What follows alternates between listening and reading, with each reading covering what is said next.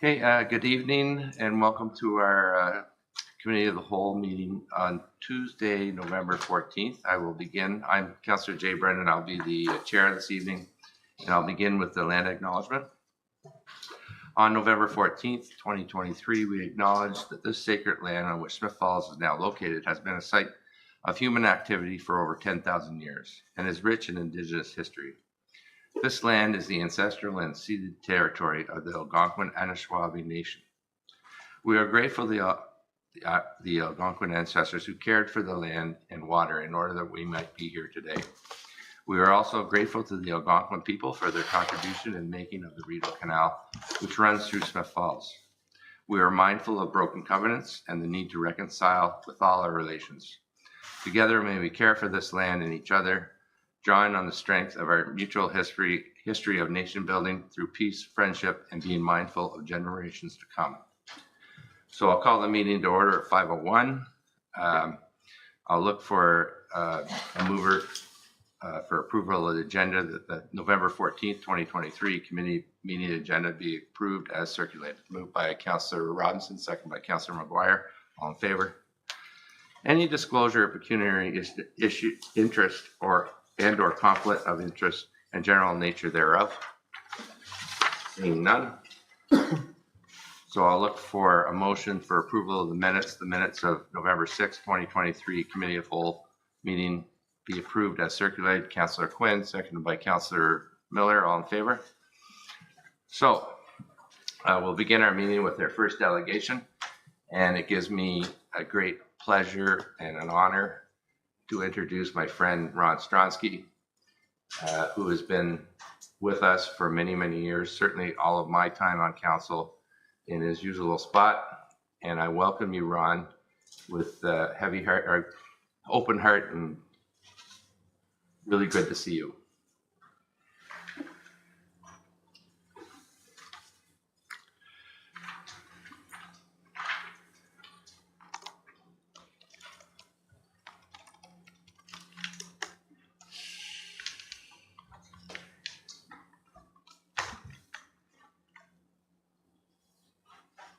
Thank you, Councillor Brennan, for inviting me and saying the kind words this afternoon. It's been a long time since I've been up in these chambers, in these new ones, but in the old ones also, due to many happenings. But it's an honor to be here to see the success that has been done in Smith Falls to Lower Reach. I go back probably 50 years when Old Slides was called Carthage Street.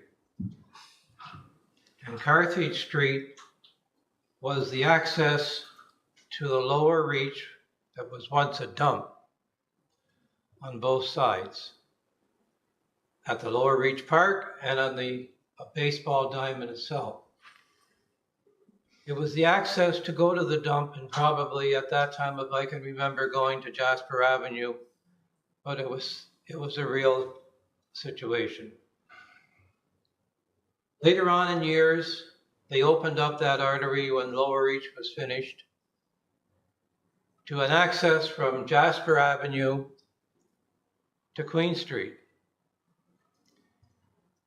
The traffic then was not as heavy as it has been or was back in the day. But with the Rideau Regional, Hershey's, other industries coming in, the traffic increased to what it is today. Between the two bridges, going back into the 50s, they were wooden bridges, the same as the bridges that were in Kilmarnock right now, the old wooden bridge. That was the two bridges that were there. But before I forget, when they opened up the traffic, it was the most dangerous artery in Smith Falls. At that time, and it was up until you, the council, put in the new sidewalks that I had been preaching for a long, long time. Not only myself, but my dear friend, Councillor Joyce Brennan, also started canvassing at council meetings to do something down in that area. I've lived there for almost all of my 83 years. I've seen a lot of changes. But then one day I got a hold of a dear council of mine, Don Quinn, and we got a hold of the Record News of the day to do a photo op and a story on what could and hopefully will be done at Old Slice before someone gets killed or seriously injured. We did that, the story came out, and to be quite honest, not much was done after that. Jay Brennan, Councillor Jay Brennan, was also involved in this research. And I would be remiss if I didn't say that Ken Shirley was also involved in it also. If I may just say that where this all really started, we had a very bad snowstorm. It was in February, and then a freezing rain situation after that. And as I drove by that particular day, a couple days after, there was a lady walking across with a stroller and two kids. The ice was formed on the side of the fence, and she was trying to navigate, probably going shopping over to one of the stores through this turmoil of ice and snow. The same day, Ken Shirley called me up and he said, "Did you see what was happening? I saw that poor lady trying to walk across." And that's where it all started again. As I said to the chair people of the traffic committee at a couple of meetings we had, that what price can you put on a person going across there? And here we are today, thanks to you, the people that are sitting at the horseshoe came to me, and when they were running, each one of you, and said, "What priorities do you have?" And I said, "Would you please lobby for a sidewalk and a walkway across Old Slice?" Thank you. Thank you, thank you, thank you. Because I never thought I would ever see the day that I would walk to see the sidewalk finished before a tragedy happened. To all of you and CAO Morris, I bend your ear a little bit too on that. Thank you. But to Jay Brennan, Don Quinn, Ken Shirley, thank you. It's just something I never thought I'd ever see. And to you, your worship, thank you for the leadership that you are showing here today at the Horseshoe. Thank you with all my heart. Thank you, Ron. And I'll open comments. I will comment first, and I'm not going to take all the credit for this, but I am a walker, and I've certainly been advocating for that particular stretch. It's not that long, and it was put in our strategic plan last term, and now it's followed through, and couldn't be happier. And Ron, we go way back, and I will tell everybody that when I was a kid, Ron would come over to the house, and my dad would cook breakfast, and then I'd hear all the political talk for 2 hours or so, and I'd be like, "When's he gonna leave?" You really are a good mentor, and I'm so pleased that we've got this done. And I think that probably be apt for us. I know you got a picture with Don years ago. I think we should get another picture with you and the rest of council, if available, to get you walking across that. So we'll do that. Thank you, Councillor Brennan. I think that would be very nice to have all of council in the photo, because each and every one of you deserve the biggest thanks again for doing and putting it on the budget, excuse me, to what we have today at Lower Reach. It just adds to the community. Thank you. I think the mayor wants to have a comment here. Yeah, and thanks, Ron. And we're not the origin of all the good ideas in town. Quite often, it'll be citizens of our community that come up with visions and plans and thoughts, and our job is to listen and respond. And as Councillor Brennan indicated, this is our strategic plan for the previous term of council, and we would love to have gotten this done earlier. I guess in the municipal world, things take time. There's always the approvals, it's always the funding, always the budget and all these things, but I'm pleased we did finally get it done.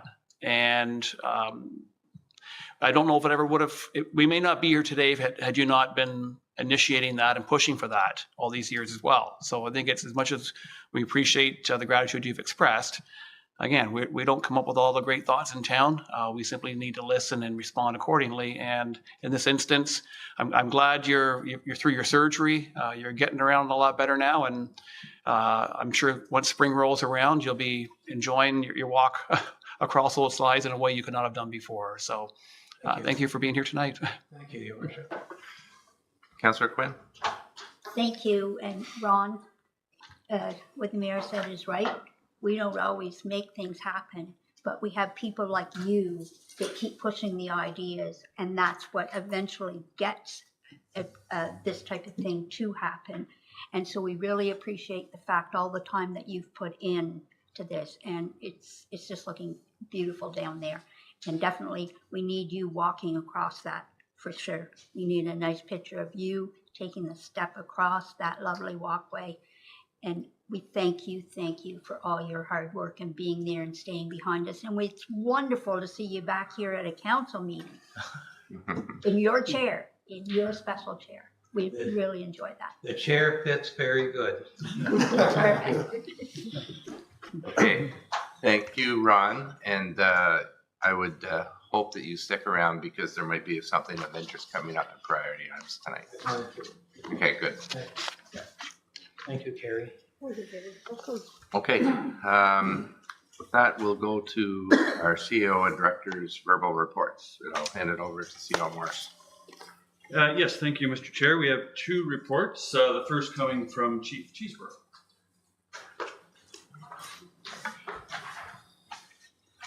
Thank you. Two quick reports tonight, Mr. Chair.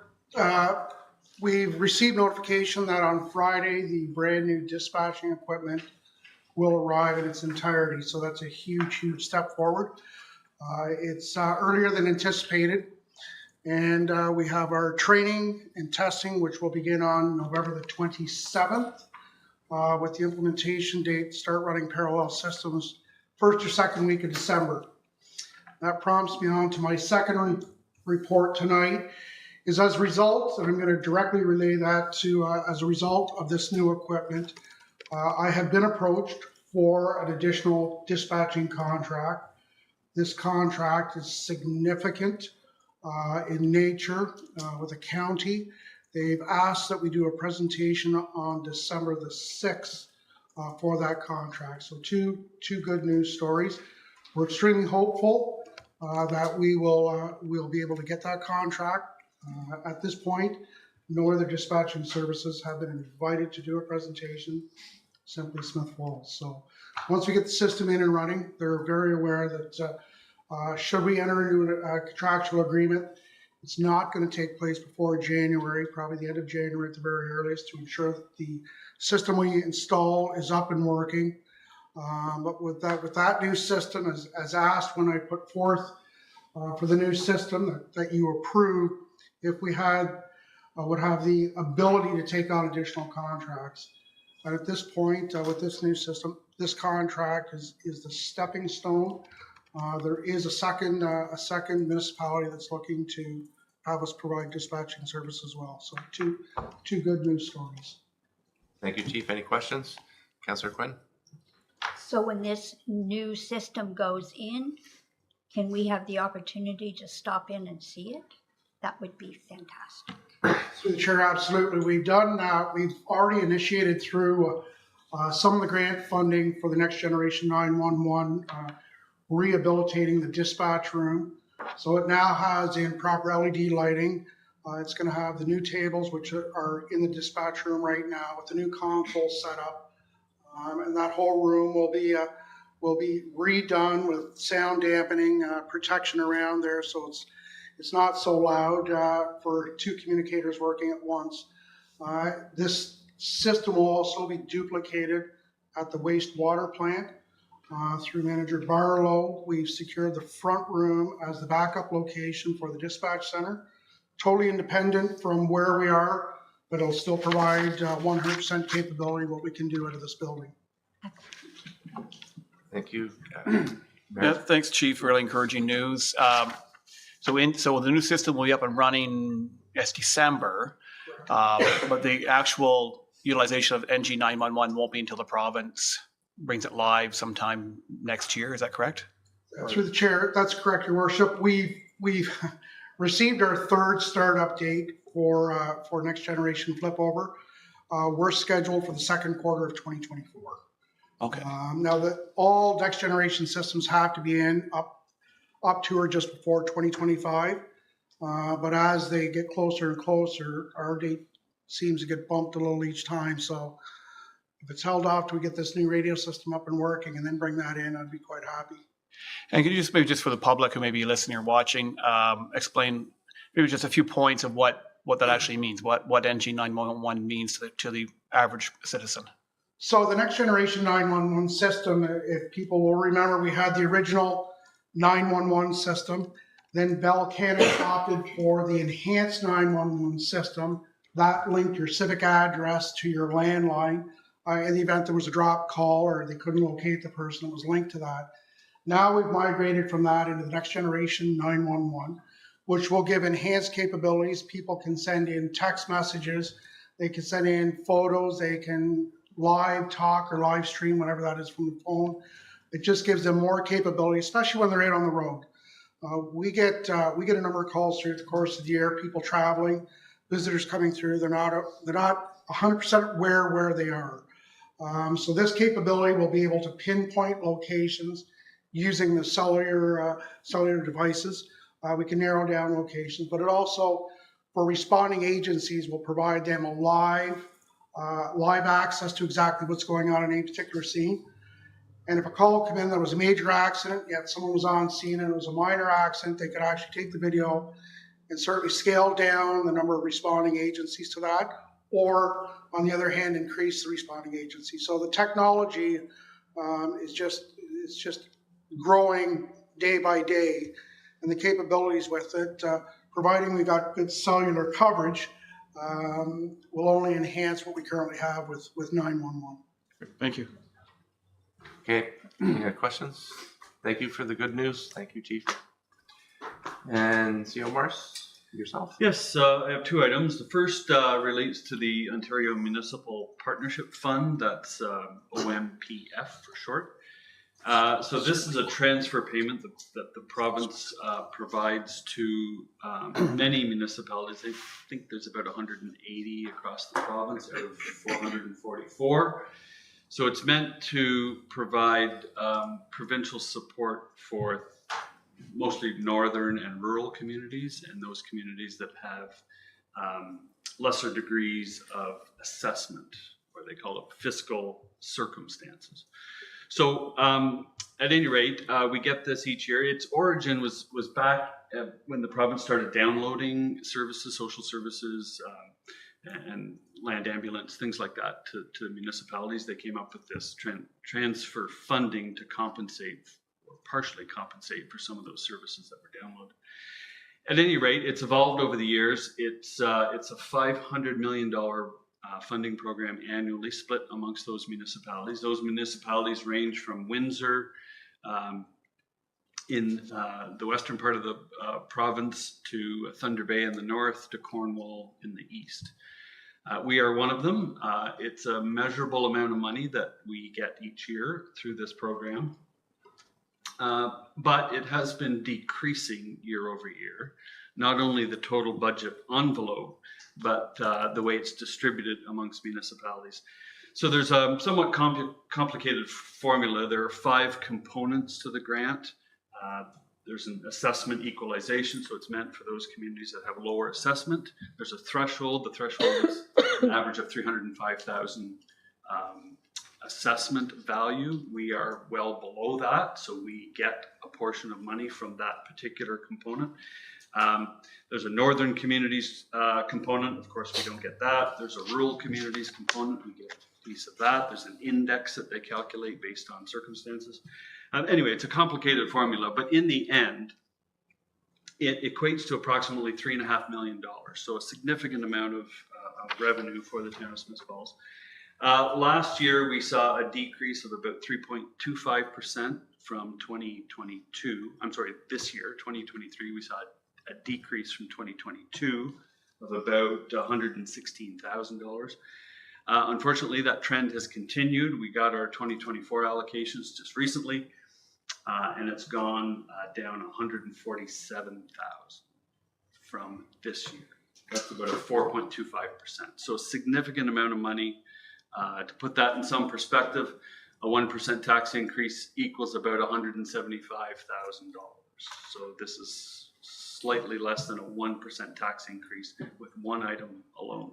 So I'm sharing this so that no one is shocked when we bring the budget forward on the 18th of December, but clearly we'll need to make up for that loss of funding. We have reached out to the ministry to try and understand the reason, the rationale behind it. Our assessment has gone up, so that could be part of it. So that's good. There's also a transitional component. We're trying to understand how they calculated the transitional component. So once we get that information, we can bring it back and share it with council so you have a more granular understanding of how the number is calculated. But the point is, it's lesser in 2024 than this year, and we'll have to accommodate that somehow when we put the budget together. So perhaps I'll pause there if there are questions. Any questions? Well, I guess I would be interested to know how other municipalities are being treated under OMPF, and to get some understanding of why would be good. And maybe that's, I know you're going to probably talk about the Roma conference coming up. That might be an idea to go at that time as well. So, but thank you. A good chair always has a good segue. So the next item is the Roma delegation, ministerial delegation. So well done, Mr. Chair. Mm-hmm. So we have, we've assembled a list of 4 topics that we think from a staff point of view would be appropriate. So I wanted to talk a little bit about those. I did share them in full disclosure with council last week, but I will repeat them for the people here and people watching. The first one is the water tower, funding for the water tower. We learned just recently that that project has expanded in scope and cost in a significant way. So we think it would be prudent to make a delegation to understand what funding opportunities might be available for that type of very large long-term infrastructure project. So that would be the first one. Second one relates to another capital project. Council recently approved an application for connecting links for the 2 bridge structures on Beckwith. The application's due by the end of this month, so it's being assembled as we speak, but it will have been submitted, of course, by the time the conference rolls around. So that would be another one that we would like you to consider, perhaps advocating for funding for that project. Bridge work is not inexpensive. It's probably a $5 million project. We haven't done the engineering on it yet, but I would guess it's going to be, $4 to $5 million. So not a small project. We have had success in the past with connecting links, great success, I would say. And we'd like to continue that trend. So some advocacy might help move that application along. Third one would be mental health and addictions funding. It's something that we heard from the former executive director of Lanark Mental Health back in 2021, where she shared some of the challenges that they're having, not just in terms of delivering services, but funding those services. And we have reason to believe that the funding that is directed from the province to Lanark County and Smiths Falls is lesser from a proportional point of view than other communities in the province. So we have reached out to the new executive director to confirm that statement that's now 2 years old, just to see if it's still the case. If it is, I would suggest that we should get in front of the appropriate minister to talk about why that is and look at ways of correcting that fiscal imbalance in terms of provincial money that flows in this direction. So that would be the third one. The fourth one, and this I think relates just to the increased cost of living. We know that the ODSP, the Ontario Disability Support Program, has not kept pace with inflation. Those receiving ODSP benefits are, I would say, struggling generally because rent's gone up, the cost of a loaf of bread has gone up, and fuel and everything else in life. But ODSP benefits have not kept pace. So that would be another one. And I think it's relevant for Smiths Falls. We have a high percentage, higher than average percentage of folks receiving that benefit. So I would submit it's a more acute impact here in Smiths Falls, and therefore something that we should be advocating for. So that's a summary of 4 items. You may have others, but we're seeking direction this evening so we can submit our request by next month. Okay. Councillor McKenna.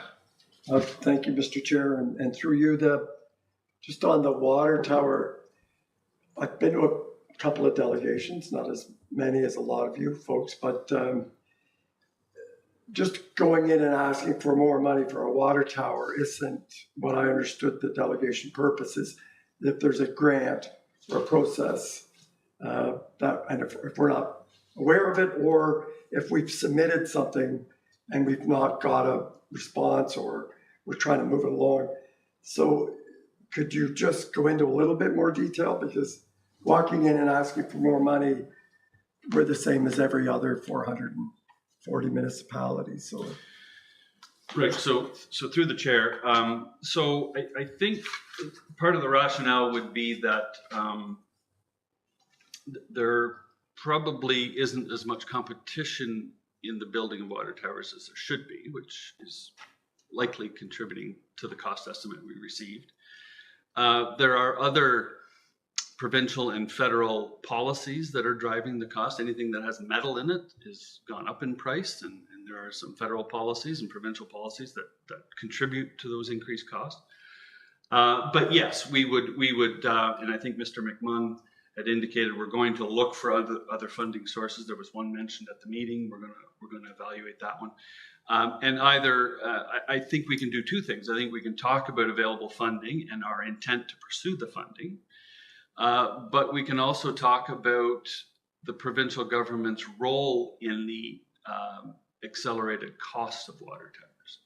So one reality, and this isn't a criticism, it's really important, but the province and the federal government have encouraged rebuilding and building new water towers through their funding program. There are 22, as I understand it, water towers that are communities that got funding through that program. The demand for water towers has gone up, and so has the price of those water towers.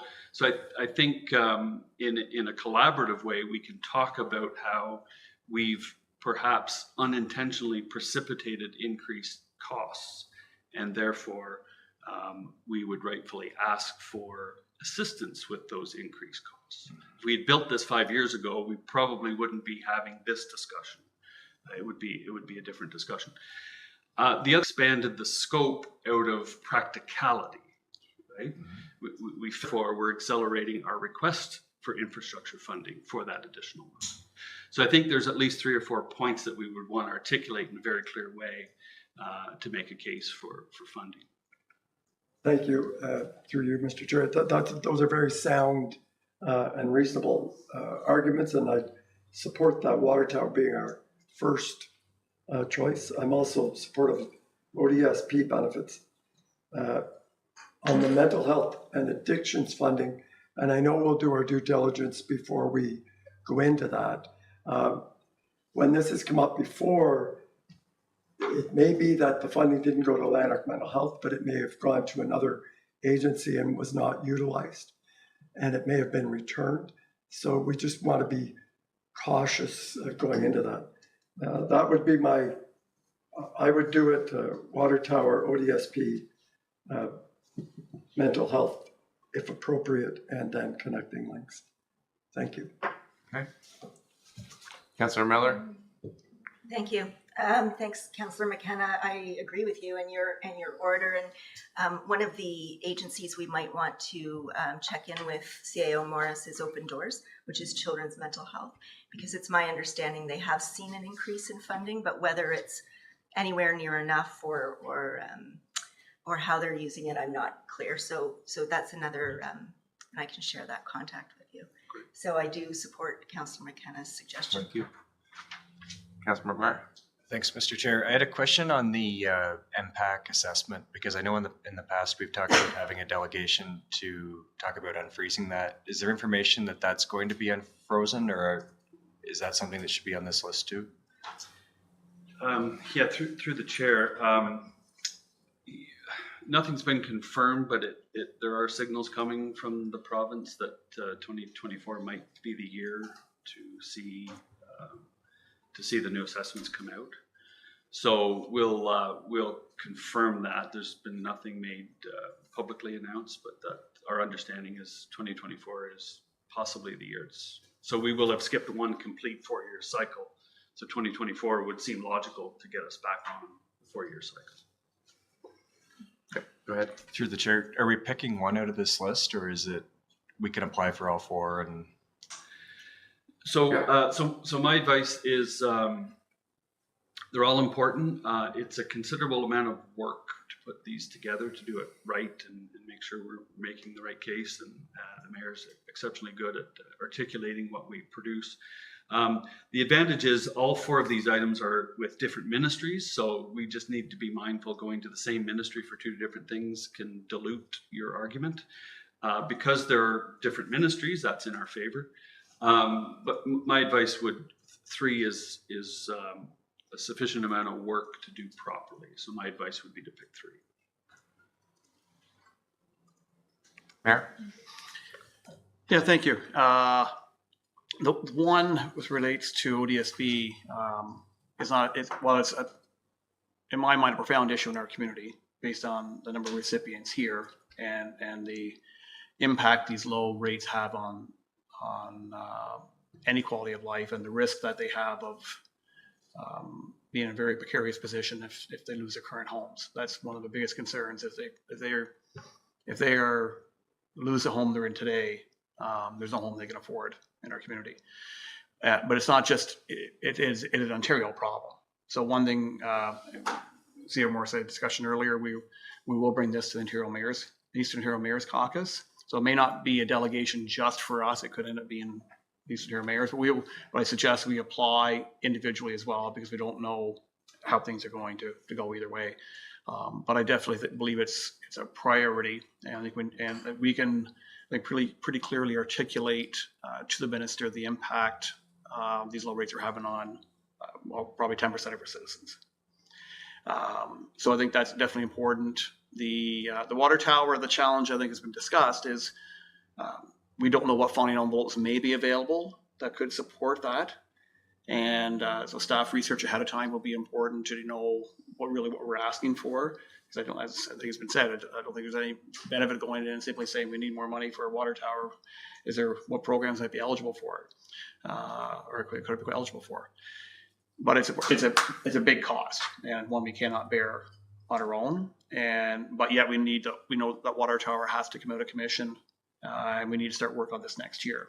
Doesn't mean we probably can't phase some of the in-ground work over a couple of 2 or 3 years if it meant we've got funding over a period of time to get there. So obviously very important, but if there's no funding envelopes that may be available, there may not be a lot of merit to seeking funding for water tower unless we know what we're asking for. on the mental health and addictions. Again, that is a broader issue. The Eastern Ontario Mayor's Caucus had a delegation with Minister Tobolo at the AMO conference in August, and there is some suggestion that there's a receptive mind to us coming back. So that could be with the Mayor's Caucus, but it could be us. Maybe something we would discuss with our colleagues across Leonard County. But I see, again, great merit in that. And then finally, the connecting link, as CEO Morris indicated, we've been successful in the past. And it's something it's probably not as critical a project, but we know it has to be done in the next few years. We don't want to be at a point where now we have to take a bridge out of commission because we haven't done the work. So the challenge is, I think, I'd like to see all four, but I respect staff's time. And I would probably doubt we would get 4 delegations will be the other part of it. So it's a matter of, I guess, when we would submit a request for delegation, which we have to do shortly, when we would hear back. And at that point, we would be preparing for delegations, correct? So we probably wouldn't be doing a lot of preparation until such time as we were actually receive a delegation. So I tend to think we likely end up with maybe 3 at best. Yep, go ahead.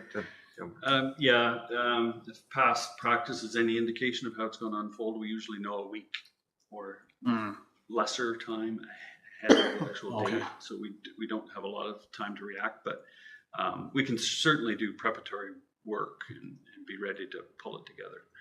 But there's not a lot of lead time. I know Councilor McGuire wanted to say something. I'll ask someone who hasn't spoke yet. Councilor Quinn. Thank you. I put the water tower at the top. I really do. It's something that has to happen. And the report that came back and the cost is, like the mayor said, not something that we can handle all on our own. So I think that is very, very important. I also think the connecting link is very important because we all know the longer you leave bridges to sit and not be repaired, the quicker they deteriorate, and then we have a major problem, just like the water tower, that can come in at a big price. So I think that's something that we do need to be working on. As far as mental health and ODSP, certainly realize that those are very important, but they're not unique to the town of Smith Falls. They're across the whole province or across the whole country. So my opinion is we need to work on the first 2 and get them, and then keep pushing for our concerns when it comes to mental health, our concerns when it comes to ODSP. We certainly know that they're there, and we certainly keep working, but I think it is like a bigger issue than just the town of Smith Falls. Councilor Robinson. Thank you. I've sat and listened to what everybody has to say, and I'm kind of in agreement with Councillor McKenna on this. And I would just list them in the same priority. And if we decide that, or if you can only do 3, then take the top 3, and we can work on the 4th one later. So what were those 3? Just over. Yes. It was the water Refresh me. tower. Water tower. Yeah, and mental health and addiction, then ODSP, and then the connecting links in Okay. my world. Okay, I'm going to go ahead and then I'll let you go. I do have some experience in delegations in my former life. And I think that the water tower is important. And I understand you just go and say, well, we got a $26 million bill. You're going to help us out with this.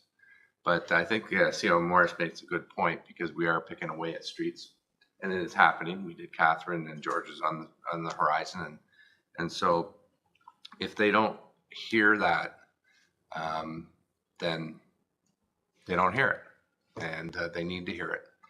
And I can recall years ago when Highway 7 was being planned, and I was at a delegation with the town of Carleton Place, and the mayor of Carleton Place, the Minister of Transportation says, well, how you doing? Like, why are you here? He goes, I don't know. Jay said I had to come because they needed to hear they needed Highway 7 4-laned, right? And so that is sort of an information piece. I mean, I don't know how much work it is because we know what we're up against. And so I think you made a good point. It's just, you're going to give us the money eventually. So this is what we're talking about. And I think there may be, and you can correct me if I'm wrong, they just announced a $3 billion investment bank of some sort. So that might be an angle because they're looking for private money, and then $3 billion is a lot of money. And so, that's one way to go at it, and it is town specific. And the same goes for the connecting links. You've got to, if you want the money, then you can say how important it is. And I'm always big on town specific projects. I know that the other two, I wanted to bring up one more, and C.O. Morris can fill me in, because I know we've had this discussion before with them, and it's the cemetery fund. And have we cracked that? Not yet. Yeah, great question. So just for background, Yes. The province mandates that every any cemetery operator, whether you're municipal or not, requires what's called a perpetual care fund. So for every plot that we sell or columbarium niche, a portion of that goes into a reserve, basically. And there are some restrictions on that reserve that go beyond any other fiscal reserve that we use. I mean, we manage our own reserves. This one's a bit of an anomaly because the province says you can build that reserve, but you can only use the interest on it. And if you do borrow from it, you have to pay it back to the reserve. So we made the case pre-COVID, probably 2018, to say, just let us manage it like we manage any other of our reserves. And so the reaction was, well, we're going to form a task force. So we participated in the task force, and we had several meetings. And I think we effectively made the case, as did others, that we should have more latitude. So what they did is we still have to pay the money back, but they broadened the scope of the things that you can spend the money on. So it's better. It's not exactly what we wanted, but and to put it in some perspective, we now have about $550,000 sitting in a reserve that we can't touch. We can't use it for anything else. So it's still problematic, but I think we moved the yardstick a little more than it was. Right now, I mean, it'll become important when we have a significant capital investment to make at the cemetery. And we don't have anything on the radar right now. So it's probably not something that's urgent for the town. But at least we can access it for more things, even though we have to pay it back. So we did gain a little bit, but not quite the autonomy that we were looking for. Well, okay, thank you for that. I guess we'll keep that in our back pocket, given the other issues that we have. I mean, in terms of the mental health and the ODSP, again, of course, that's an issue for our citizens. We know that. It's a broader issue, of course, and, absolutely apply for delegations. I think it's more meaningful and impactful if you're part of a larger delegation, i.e. the county or the mayor's group, as saying, it's not just us, it's everybody around us, and we're together, and we're here together to do it, rather than piecemeal it out. And, we're a town of 9,000 or 10,000 people. Well, it's really affecting everybody, especially rurally. And so those are my thoughts on that. I mean, the first two, if you're going to pick three, between mental health and ODSP, you can sort of throw a dart at it. I'm more inclined for mental health because I have experience there. So those would be my three: water tower, connecting links, and mental health. Councilor McGuire? Thanks, Mr. Chair. Listening to the debate and thinking about the provincial budget cycle, they operate in an April 1st budget. So when I look at things like the ODSP and mainly the ODSP, if they're already going to be well into their budget planning process by January. I think that might be something that would be better at AMO in August. Because remember, in 7 months, we're going to be having the same conversation of what we're going to bring to AMO, right? So for me, number one's got to be the connecting links, because that's 90% funding on, say, a $5 million project, and it's in next year's budget. The water tower's coming up. That the first grant we've got is, I think it's till 2025. So we still have some room on the water tower if we have to pick an infrastructure project. But January is going to be the time that they're going to have those applications and they're going to be reviewing them. So I think that one's critical to be number one. If we can get 4.9 million out of that, that'd be great. For me, my number two is the MPAC assessments, because if they don't announce anything for it, we've got an incredible inequality in Smith Falls with people with waterfront views at Lower Ridge Park paying close to $1,000 a month, and people in townhouses in the new part of town paying $5,000 a month a year. People in the new part of town paying $5,000 a year. So that to me is also a huge inequality that our town is really seeing, because the property values have changed so much in the last 4 years here. So I think we should still follow through on that delegation. We haven't done it yet. We've talked about it. I'd like to see that. And then for the third one, I think I agree with Councillor Brennan that if we could get the county to talk about mental health through ODSP, that'd be good. I think the mental health one, if it's, if we do our due diligence and it's merited, then we need to get our fair share of funding. And if we can get the county to go, that'd probably be more powerful. But if the county won't go, then I think Smith Falls should go. So those are my top three. Okay. Mayor? So we're picking three. So water tower, assuming we can find some final votes. ODSP. And the reason why I say for us, my understanding from numbers I received from social services before is that provincially it's about 2% of the population on ODSP. And in Smith Falls, it's almost 10% of our population. So we do have 5 times the provincial average of ODSP recipients. And I don't know exactly why that is, but that definitely means that we have 10% of our citizens, let's say, almost probably close to 1,000 people who are impacted. So I think that's one I believe is critically important, because this inflationary environment is profound. Connecting link, I think that's a simple one. That's probably a slam dunk, should be. And then mental health and addictions, it's critical, but it is a broader story. If Lanark County has long been underfunded, as may be suspected, then the county should be involved. Us alone probably is not enough.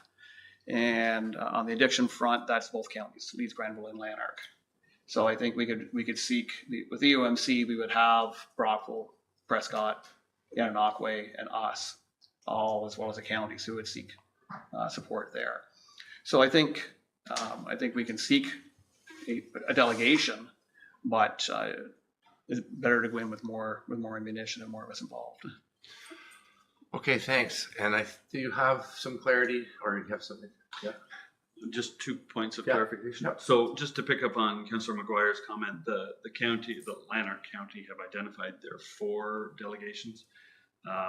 Just quickly, first one is childcare funding, additional childcare funding. The second is to develop a province-wide homelessness and supporting housing strategy. Third is changes to the DC Act to exclude social housing. And the fourth is increased funding to the Ontario Highlands Tourism Organization. So mental health is not on their radar this time around. But the mayor's quite right. If you chose or directed us to pursue mental health, that doesn't preclude us from inviting others to participate. Mm-hmm. Thank you. Okay, thanks. So that was a good discussion. So have you've been keeping score, I see, so that's good. Yeah, I need to tally the score, but Well, you can let us know. but yeah, I Not think to put you on the we spot. certainly have clarity around the water tower. Okay. I think that's Yeah. pretty clear. But I think Councillor McKenna's list, I think, is largely supported by most of council. Okay. Correct? Great, thank you. So that was a really good discussion, and I don't really remember having such a robust talk about what delegations we're going to have. So that's really good that we've got all that interest and stuff. And so let's see what we get. And like I said before, if you don't squawk a little bit, then they'll say, well, you never said anything. So that's good. Any other reports? That's it, thank you. Okay, thank you. So we're going to go into an in-camera very, very briefly. So I'll look for a motion to move in camera. Councillor Quinn, seconded by Councillor Miller, all in favor. So we're going in camera to discuss committee appointments. So we'll be back in very, very shortly.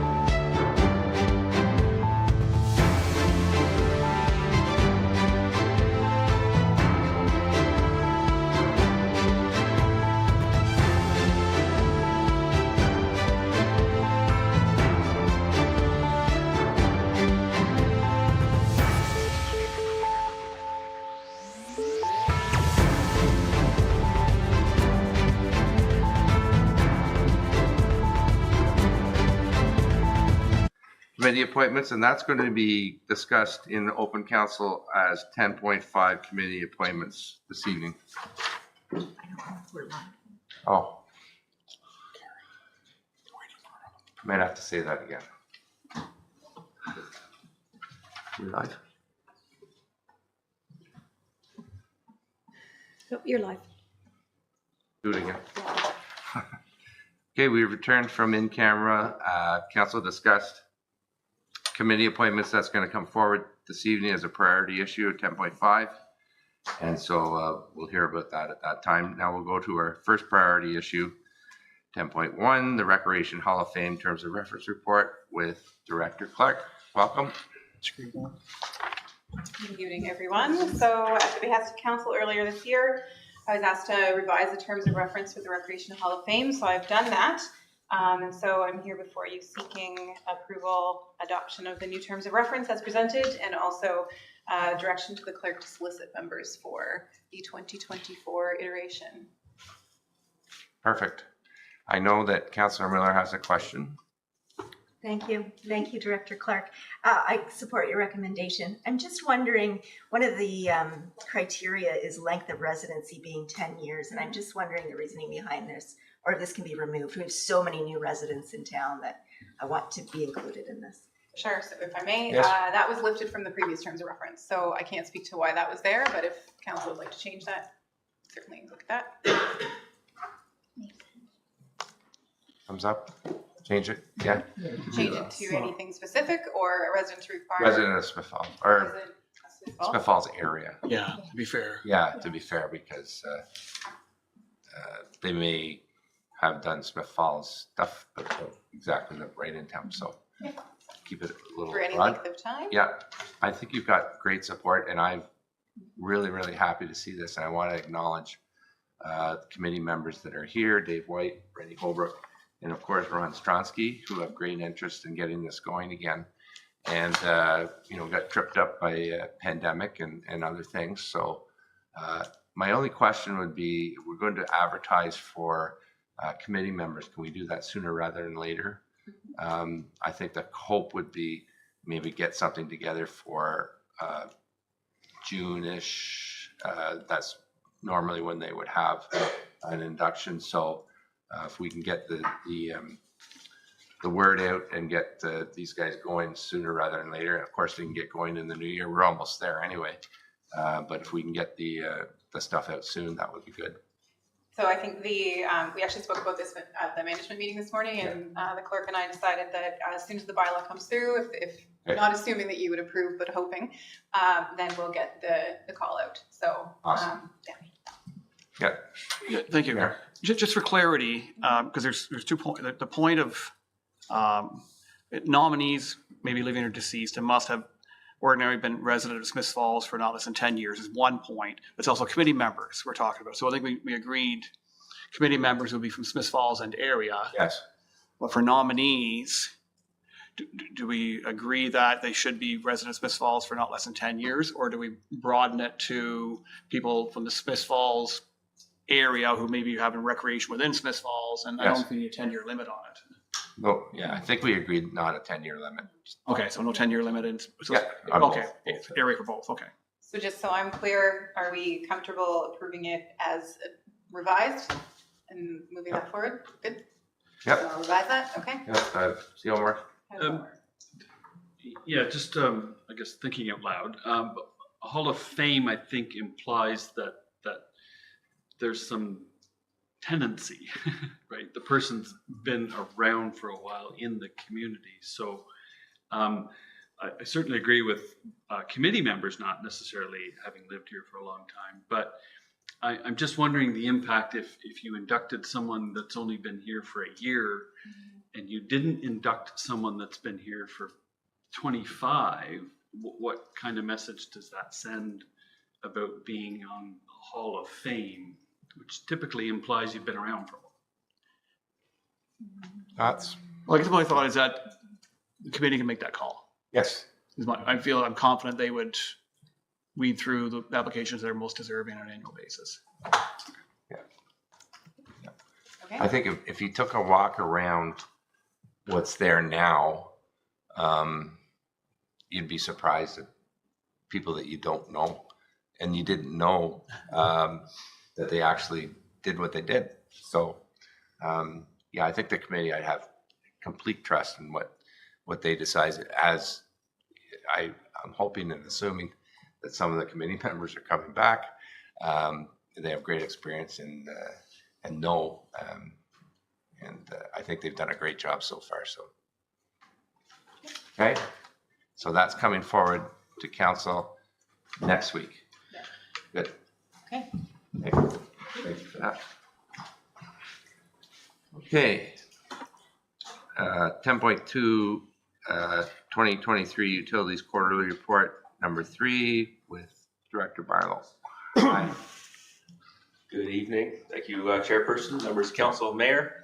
Tonight I bring forward report 2023-113, and it's our 2023 Utilities Quarterly Report number 3.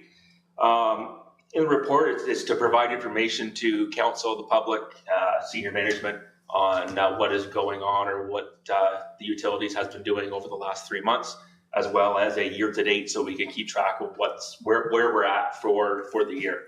A couple items that I'd like to kind of point out. You look at the difference in the water that we've pumped from the water treatment facility in 2023 compared to 2022. The 414,000 cubic meters, yes, that's a correct number. And if you add that to the previous savings since 2019, we're going to be at 1.2 million cubic meters of water not pumped from the plant annually. So that equates to this year, or we're using 2022 values of almost $500,000 out of the operational budget for that water that we have saved and not pumped into the system. And on that, I'd also like to say that in 2019, when we did the services sustainability review, the variable cost of water, which is the cost of your chemicals, electrical, maintenance, capital costs, was about 28.9 cents per cubic meter. That cost has actually increased last year to almost 39 cents per cubic meter. So a 30% increase in those variable costs, or chemicals, electrical, those costs have increased by 33, 35%. And we still were able to exaggerate that savings because of the water that we're not pumping into the system. So good news story. And that number is seen if you look at the chemical cost savings further on in the report. It's projected about $41,000 so far in coagulant chemicals. And that is because we've actually reduced the amount of coagulant that we're using. And that savings is a true savings that is seen. So we were projected to have 4 or 6 loads for the year. We've only had 3 loads so far this year, with 1 possibly at the end of the year if we're lucky, if things stay as they are. But the budget's there and the savings are still there, even if we do require that chemical for those items. If I move down through into the wastewater, there were no bypasses or CSO events over this quarter. And our flows compared to last year are pretty much on track with this year's flow rates at the wastewater plant. So we did have a really heavy spring rainfall, which threw our numbers way out of proportion, but we're now seeing the results of the non-revenue water savings on the wastewater side, whereas over the last 2 months, our flows have been the lowest they've ever been on the wastewater side as well. So we're saving that electrical, chemical costs on the wastewater side as well because of those repairs and the fixes that we did to make the system more efficient on the water side. One other thing I just wanted to point out is, I don't know if you've seen down at the front door, there's some plaques with the QR codes that people can scan. So the public can scan these codes. They're here at Town Hall. There's also signs at the water tower on the fence, at the wastewater plant, at the Via Rail pump station, Center Street pump station. So anywhere the utilities is, there's a code that anyone from the public can scan, and they can see where we're at, what our trends are, if we're having a bypass or CSO event. All that information is available to the public at any time, and it's near real time or up-to-date information. So you can scan the code for the flows of the water plant, and it'll give you yesterday's total flow and give you a graph on the last 7 days. So all that information is right at the fingertips of the public. So we've been trying to make sure that gets pushed out there and everyone knows that they're there and they're able to use that function. So tonight's report is for information only. And the recommendation is that the Council Corporation of Town of Smith Falls receives the 2023 Utility Quarterly Report for July, August, September 2023-113 for information. Thank you very much. Questions, comments? Councillor McKenna? Thank you, Mr. Chair. And Mr. Barlow, you and your team, you've got every right to crow a little bit here. And I see the pride in your presentation, and it's well earned for you and your team. My question is around, because rightly so, water and wastewater are some of the best data that the town gets to look at, so much so that it's sometimes over the top. Are you able to take a look at those savings, those changes, positive changes, and turn that into what the impact is on our carbon footprint? Have we got that far that you could actually look and say, trucks not bringing that equipment, less of this, less results in what kind of percent drop in our? Through the chair, I have actually been searching online to kind of see how I coordinate greenhouse gas emissions savings with all of the savings we produced. I found some general equations that are used. For an example, I believe per kilowatt hour is 25 grams of carbon emissions. So that equated to 5,000 kilograms just based on our electrical savings at the water plant over a year. So there is information out there. We'd have to figure out kind of what the standard is and then be able to put that information together. CEO Morris has got a comment. Well, as usual, you're ahead of me. So thank you. Yeah, just to augment Mr. Barlow's comment, as committee may know, we're a member of the Partners for Climate Protection Program, and that will lead to a climate protection plan. Our starting point was to do a baseline emissions inventory, and naturally the water and wastewater treatment plants loom large in terms of energy consumption and therefore greenhouse gas emissions. So we use 2017 as our base year. So all the changes, the good work that Jason and his team have been doing will be captured in our update and our eventual plan in terms of setting targets. So the information that you're asking for will be part of the updated Partners for Climate Protection report that we'll be doing. Awesome. Councillor McGuire? Mr. Chair, another great report. I love the numbers. For the last quarter of the 3,700 ballpark for average daily finished flow, was that due to the hydrant flushing, or is there more to that than? It's seasonal flow, so through the chair, I believe a lot of that flow is people watering their lawns and filling their pools and doing that kind of thing for July, August, September. And you'll see the difference, like our average is 3,500 cubic meters per day, where right now we've only had one flow this month over 3,000. Wow. So we're still seeing the benefits. So even the fourth quarter report is going to show savings. At some point, the numbers will end up reversing, but as long as we can keep putting the good numbers out there, we will. But it's just seasonal flows. Mayor Panko? Yeah, thanks, Jason. I love seeing these reports and the progress that you and your team are making. At the same time, we're not acknowledging we have more customers too. So there are more people who are purchasing water, consuming water, but we're still producing less. You said 1.2 million cubic meters over the last where we were 3 or 4 years ago. And just an observation, the hydro, we're down 605 on average kilowatt hours per day at 15-17 cents a kilowatt hour. So about $100 a day in hydro savings. So great work, and we love to see these numbers continue to improve, and I'm not sure if there's much more room for improvement, but I appreciate it. And then the bigger challenge is on the wastewater side, because I guess the effluent still has to be looked after. It's not like you can reduce what's flowing in other than separating sewers, like diverting stormwater, I guess is the next frontier for us when it comes to opportunity, I assume. That's correct. Okay, thank you. Okay, Councillor McGuire, one more time. Thanks. The other thing that stood out to me is the lead sampling. What happens when somebody's water tests higher than the limit? So what we have is we have information that's given to us from the health unit plus AWWA, different organizations that we're involved with. Sorry, through the chair. Yeah. But we provide any resident that has increased lead testing or lead results the information and give them numbers they can call with the health unit if they have questions on what they should do depending on who's living in their house.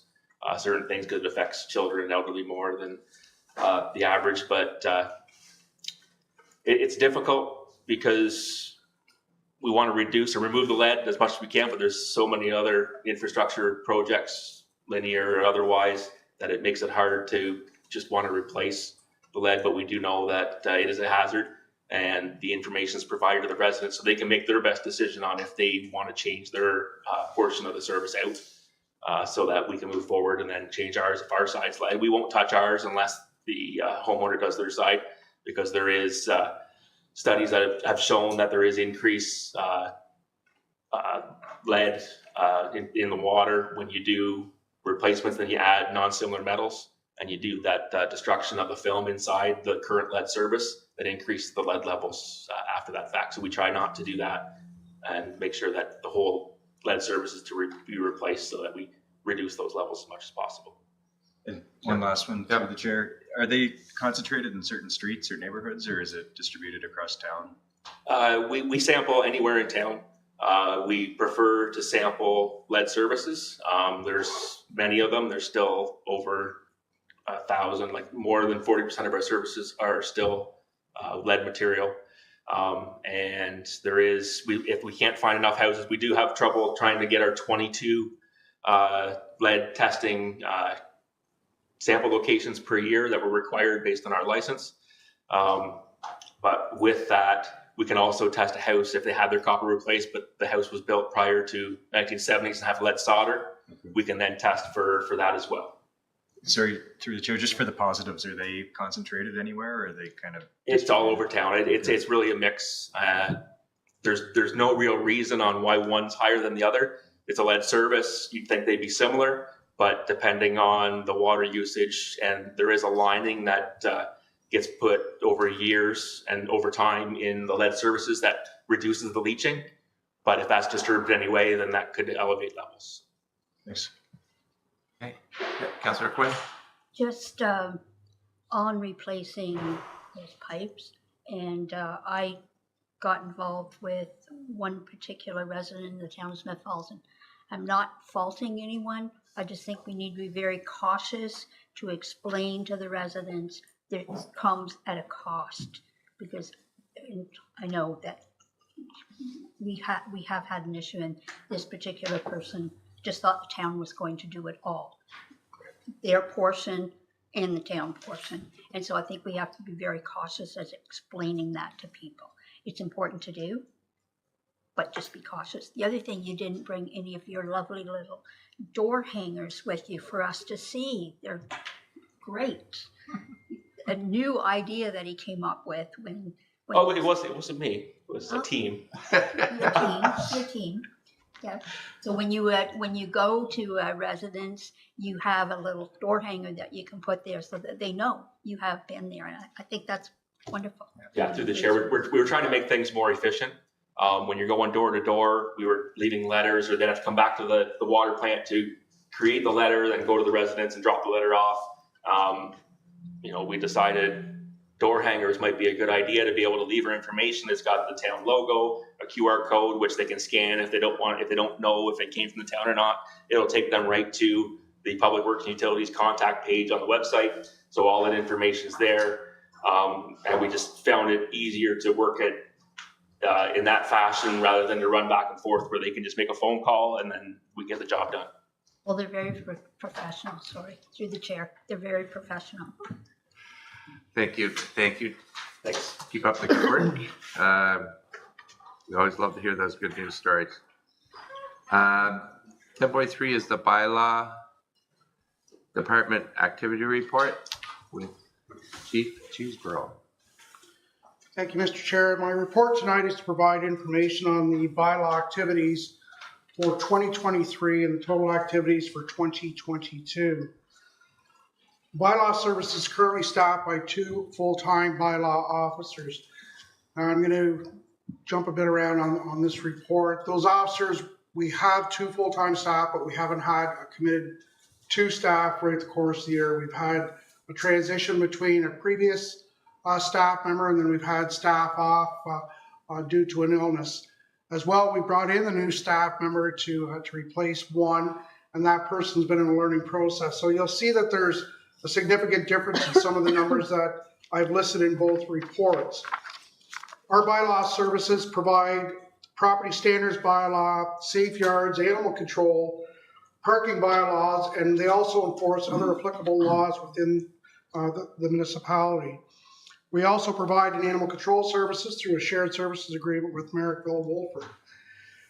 As you'll see in the report, we have seen a significant increase in the animal control type calls. The feral cats have been on the rise for the major portion of this year.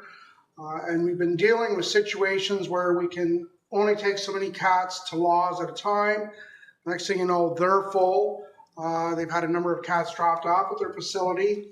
Not sure if they're from Smith Falls or outlying areas. And then as they are getting full, any cats that we pick up that have show any signs of illness or whatever it may be, then we have to take them to the veterinary, and if it's during the day, great, but if not, we have to take them to the after hours emergency care. This is with significant cost added for these services. So you're looking at anywhere between $300 and $400 to treat a cat who may be ill before we can take it back to laws. They've had a significant impact on the number of animals that they've received. And they've reached out, we've had many discussions to discuss what can be done with the cats in our area, what services can we look at to assist us in housing these animals, what services can we look at to lower the veterinary costs, if we can enter into some type of agreement. So that's an ongoing work that we're working on right now. The other major contributing factor to the bylaw services is the parking. Historically, the town has entered into the agreements to provide parking enforcement on private lots. That dates back to 2009. So when we pull the reports of the bylaw book and see these variety of different agreements that were signed in 2009, at the current time, we certainly don't have the means to be able to provide that level of service. The property owners and the business owners of the private lots are only required to put up the proper signage. There's no additional cost to provide that service, but certainly a time-consuming service for them to drive around. They're spread out across town. They go back to Walmart, the independent drugstore, the health unit. There's one on Main Street. They're all looking for these services to continue. When I spoke to the current bylaw staff, by the time they drive from one side to the other side of town, coupled with the animal calls, coupled with the safe yards calls, and the property standards. Now, although when you look at these charts, the numbers might not be significant, the time that is put towards a property standards or a safe yards is very significant. It's not a single visit.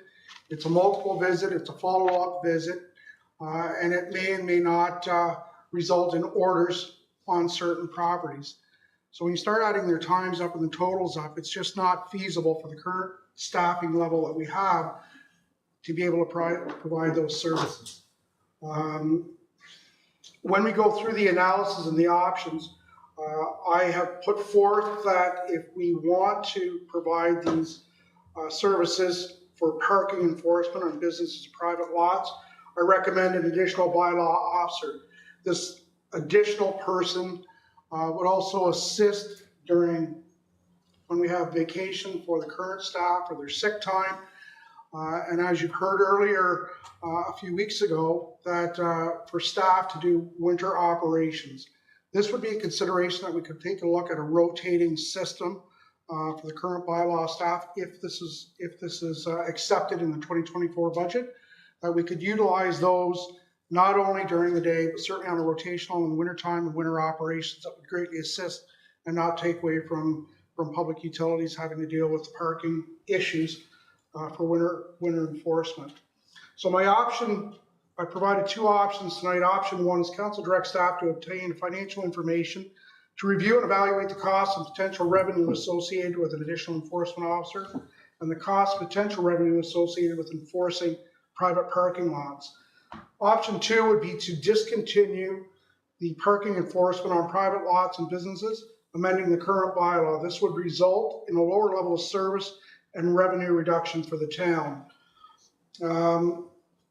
With our current bylaw with regards to parking, the current bylaw states that the town may appoint a person to enforce private parking lots. We do not commit within the bylaw that would be an absolute.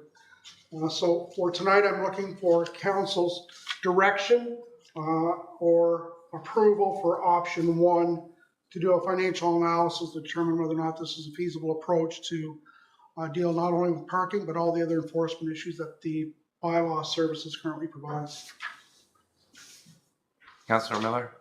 Thank you, Chief, for your report. And I know you've had a challenging year with staffing on this front, and I know you've been pitching in quite a bit, so thank you. A few months ago, we talked about bylaw approaches because we have a reactive approach and a complaints-driven approach, and we talked about kind of investigating what a more proactive approach would look like. I wondered if you'd thought that through at all, or whether that would be part of your analysis of how you would do the department differently going forward. And certainly through the chair, thank you. That's an excellent question. And yes, we have talked about it. We have considered it. I think one of the triggering points that brought that forth is when we had our student bylaw ambassador, and that person was tasked not only with learning the parking process, but providing education information to those individuals that are out there parking. And the same approach can be taken throughout the course of the year with our approach to parking and to property standards and to safe yards. Each time we go out there, and I've been to a number of these calls, it seems that it's a very defensive mechanism that we're faced with.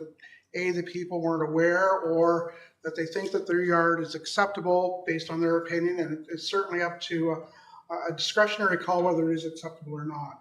So to change the approach, I think through the updated website, I think through more public education, I think we can lower the amount of conflict between the residents and certainly bylaw officers when they go out there. This is not unique. Please get the same approach when they're going out to do enforcement. Whether they're pulling a car over, they're taking a look at something else. People automatically think that they're there just to give them a ticket or issue a fine. And quite honestly, it's the opposite. With the new hire that we've had in bylaw, Sierra provides that very street level, common sense approach, very approachable. She's very thorough in her explanation, and she's understanding to the situation. So I think just from her approach and from our other bylaw officers' approach, I think that's a progressionary process where we can reach out more to people and provide that level of education. At the same time, we've got to be very careful on how we do that. There's certain situations when we're dealing with certain types of housing or certain types of condition that we're not putting information out there for everybody to know. Maintaining the confidentiality of the individuals involved, but also being able to understand and provide some type of explanation to residents. Okay. Councillor Robinson. Thank you, Mr. Chair. It's a great report. I would be willing to support option one to investigate the financial implications of patrolling private parking lots. There is a need for it. There are a ton of people that park in fire lanes. There are a ton of people that park in handicap spaces that don't have a handicap thing in their windshield. And and private parking lots are there, for people to park in, but to follow the rules. So and they can't always be out enforcing them. So I think it's a good thing to look into. Councillor McKenna? Mr. Chair, I have a question and a comment, if I may. Question is, does your service calls include Marrickville Wolford in this report? It doesn't. The total calls that we've had for animal control for stray dogs has been 1 in the last year and a half. So it's a very low number, so it was not included. And my comment is I was confused by the recommendation, which was we would receive this bylaw service information as information, and then we ended up with a budget discussion and a recommendation. So my comment is, if we're following the budget process, and I get softening council up to a need that you'd like to see brought forward. However, if this is one of the options that senior management wants to bring forward in the budget package later on, then it would come with funding. You don't need direction at this point for me to tell you to do that. I assumed it would come with the funding package. So I don't want to presuppose that I want to support this without the entire package. So it seemed like and I know this isn't what it is, but it felt like an end run around the process. So I can't support, because you went from this is advice to us to a recommendation for more staff. So which is it? And there's just a whole bunch more data that's missing. Showing me numbers of activities doesn't mean anything. If we take 650 calls, by 52 weeks, it's 12 a week, times divided by 2 people, it's 6 calls per person. And you started to address that a call takes more time than that, but those are the details, the response times, what the total budget is now. There's a whole bunch of that would come in the budget package, not at this time. I think it's premature to present it. So I don't support either option, and I received the report as information as recommended. Thank you. Councillor McGuire? Thanks, Mr. Chair. I agree with Councillor McKenna. I think it'd be great if it could make money, but without that information, I don't know. But my question's on the property standards. So we've got about 100 less property standards in 2023 than 2022, and I was wondering if there's any insight behind that data. Through the chair again, when we look at the 2022 compared to 2023, in 2022 we had a complement of two people 12 months of the year.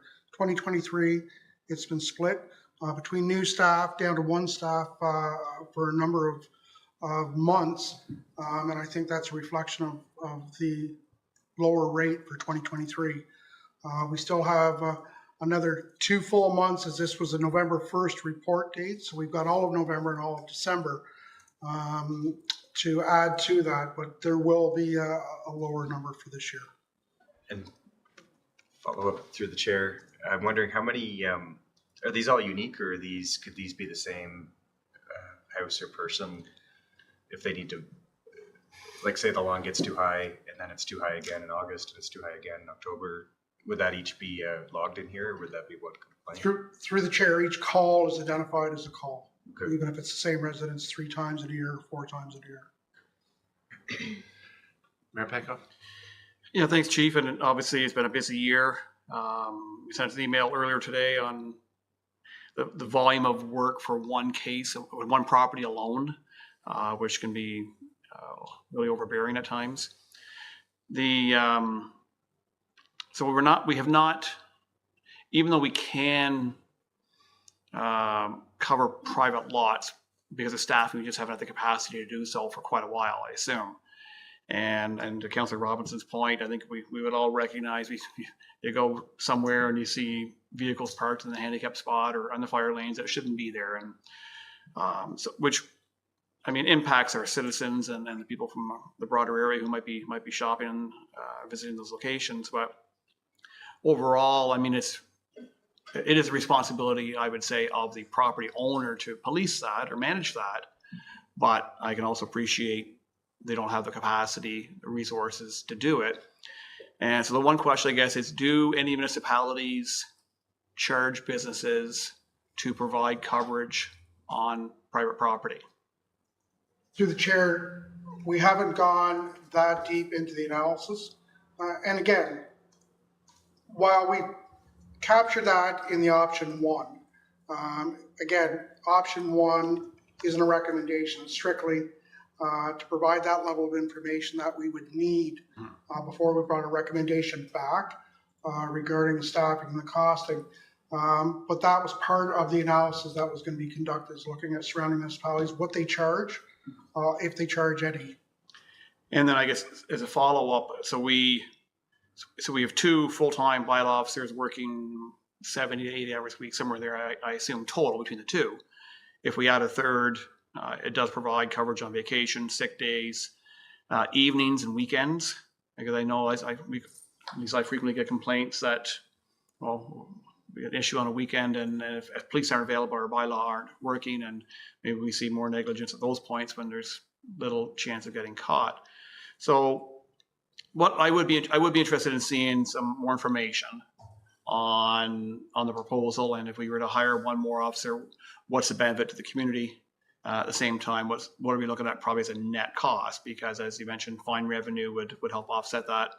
And if there's a possibility of having a retainer based on, I don't know, 10 cents or whatever, a parking spot each for a private business that wants to do that, maybe there's an opportunity for greater revenue as well.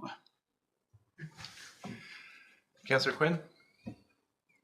God bless you, because I've been involved with some of the things that you're dealing with, and your workload is just incredible when it comes to some of this. And I think it's where my business is, all I have to do is phone bylaw and say it's Dawn calling. Okay, they know that we have an issue with people parking the wrong way, with people driving into our property over the sidewalk, driving into our property, causing very unsafe conditions. We almost had an elderly gentleman hit the other day because of the way people drive, and could be that people don't know how to drive, but that's another topic. But today, I had someone call me because they couldn't get a hold of bylaw on the weekend, and it was for improper parking. So there is a need out there. I totally see the need. And the other one, cats, holy heavens, they're just repopulating like crazy. And so we have to get this under control. I know many people say just don't feed them or whatever, but that's not the answer. So you do have a lot of work. I am going to support your option one. I think that you will bring us back the information that we need. And so I'm going to support option one that you have recommended for us. And like I said, God bless you. Thank you. Thank you. We'll put this to bed. I think really we got the information from the activities but really the option is to get more information about the cost potential revenue of doing the private lots. And of course, I want some information before it's a no-brainer. Option one is for me. And I think that the majority of us feel that way. Mm-hmm. I would just, if you don't mind, Mr. Chair, I would just like to see a bigger picture report. I think this is one piece of the bylaw puzzle. So I'd actually like more information than just the private parking lot. And perhaps that's just an operational conversation about how we go about bylaw, but it is something that is of interest to me. So that's my feeling. Fair enough. Yeah. Yep. So I think you have direction. And I don't think we need to do anything at council for this. That's just direction. 10.4, time for change, Municipal Freedom of Information and Protection of Privacy Act report. Thank you. So this resolution has been a long time coming, at least in my eyes. The Chatham-Kent has put forward a resolution which offers some change to the Municipal Freedom of Information Act. I do keep council apprised of the number of requests that come through the clerk's office, and I think you've all seen that it has increased quite a bit over the years. And it is a very antiquated piece of legislation. I don't think it has been updated in over 30 years. It hasn't been updated in my time with the town. So the municipality of Chatham-Kent has brought forward a motion urging the Minister of Public and Business Services to update the legislation, which still makes references to antiquated technology. And an example of that is it still makes note of CD-ROMs in the regulation that's attached to it. It doesn't provide for efficient or adequate cost recovery. It's a $5 application fee, and the fees associated with it are provincial. They're not something that the town can dictate. So looking to increase the fees so that the shortfall isn't borne by our taxpayers. Also looking to set the bar a bit higher when it comes to frivolous and vexatious requests. Right now, the bar is very high for somebody to prove that. So looking for something in the actual legislation that would give staff the latitude to indicate when they think a request is frivolous or vexatious, as it has caused harassment to staff in the past when we get repeated requests and people who are very upset about requests. So I very much support supporting this resolution from Chatham-Kent and hope that council does as well, as it is a piece of legislation that we seem to have to deal with more and more on an annual basis. Thank you for that. And 30-year-old piece of legislation, yeah, needs to be updated. And we do live in a different day and age these days. Yep. Sorry, I thought you were. I didn't want to thank That's you. okay, I didn't want to miss not speaking on every single. No, I know. Just- What was I thinking? I support the recommendation as well. Some municipalities, most are moving as a way to mitigate that, is to put absolutely everything and easily accessible. So website, it's a very deliberate strategy, but unless it's a lawsuit or something, everything is available. And I know we're getting there with the new website, but more effort just to make it so easy. You don't have to go through freedom of information to get this information. No. But if they don't see it and can't, they're going to apply. Or, anyways, I think it's great. I'm glad. Thank you. Yeah. Thank you. Resolution coming forward next week. Okay. And finally, committee appointments that we discussed in camera a little while ago. So that's coming in. Thank you. Bringing forward some appointments to the Old Home Week Task Force. If council will remember, there is room for 13 citizen appointments, and we have 13 applications that have come forward and are being recommended. We have Dave White, Mary Louise Kuczynski, Karen Burns, Shelley Bradley, Barry Hart, Jennifer Brown, Catherine Newens, Jennifer Prevost, Laura Newens, Krista Dales-Donley, Wendy Alford, Arlene Hart, and Alexander Brown. And I'd like council's concurrence to bring forward a resolution to formally appoint these individuals so that this task force can get underway planning this event. Part 2 to that is I also do require still a council appointee for this committee. So looking for someone from council who would like to sit on this committee and form part of the planning task force. Any volunteers? Councilor McKenna. I was part of the promotion and a little bit of the organization of the 75 Old Home Week. I did the 150-mile walk and promoted the town, carrying 7-pound Hershey bars all around to all the mayors. And I was involved on the periphery of the 2000. If council agrees, or if no one else is interested, I would, I don't know, I would be happy to be involved in this exciting 2025 event. Congratulations. Sounds like you're qualified.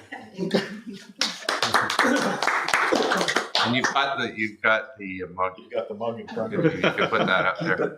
Yeah. We may have Hershey bars again. Yeah. So that will come forward Next meeting of council.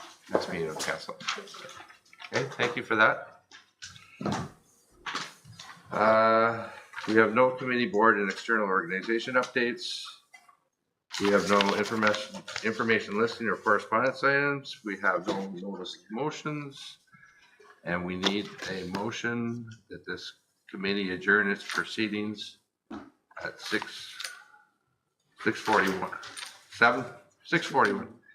And stand so adjourned until next duly called meeting of council. Councilor Robinson, Councilor Quinn, all in favor?